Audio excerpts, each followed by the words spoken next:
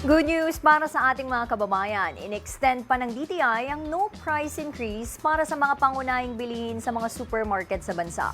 Dito tiniyak ng DTI ang kanilang mga ginagawang hakbang para matiyak na may sapat na basehan para palawigin pa ang pamamalagi ng presyo nito. Si Cristal Ramizares sa detalye. Extended na hanggang May 10 ang itinakdang no price increase sa mga basic goods ng Department of Trade and Industry sa mga supermarket stores sa bansa. Hakbang ito ng DTI upang matulungan ang mga consumers sa kabila ng pagtaas ng presyo ng bilihin bunsod ng krisis sa Middle East. Hindi na siya April 30, yung no price increase for basic necessities and prime commodities na yung mga produkto na sa listahan ng DTI ay hanggang May 10.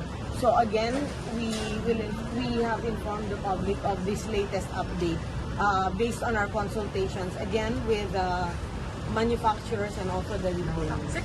Ilang grocery shoppers ang nagpasalamat sa inisyatibong ito, lalong-lalo na si Nika, na suki ng Robinson Supermarket. Aniya, ito raw kasi ang pinakamalapit sa kanyang dorm.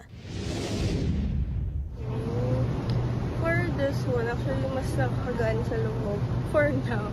Yung wala mo ng price increase kasi syempre sa taas ng mga bilihin ngayon. Syempre, with this one, mag-ease yung mind ng mga consumers na lang yung mga Pero may hiling naman si Nanay Rory sa DTI. If they could extend it, it would be better. It would be beneficial for everybody because I really feel sorry for, I can see small children begging in the street. Nang aming tanungin si Secretary Cristina Roque, weekly raw silang magmi-meeting patungkol rito.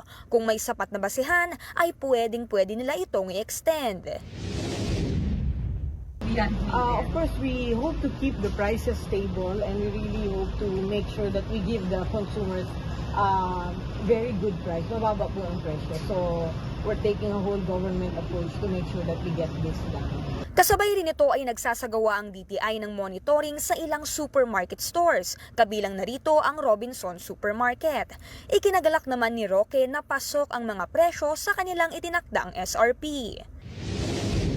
Have a good team here who somehow are able to create a good enough stock inventory such that we're able to cushion them just in case that there will be some adjustments.